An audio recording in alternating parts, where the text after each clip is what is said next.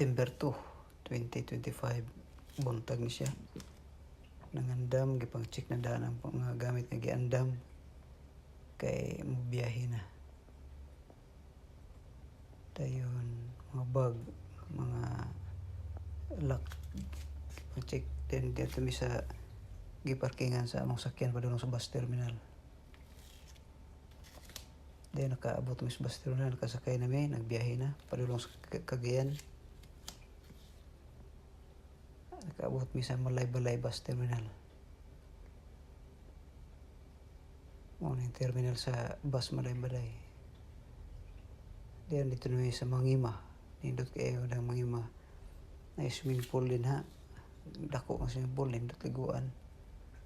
Dayon ay makita ni mong matalan-ahon sa lasang nga dapin sa karsada sa Mangima, nindot kay tanahon.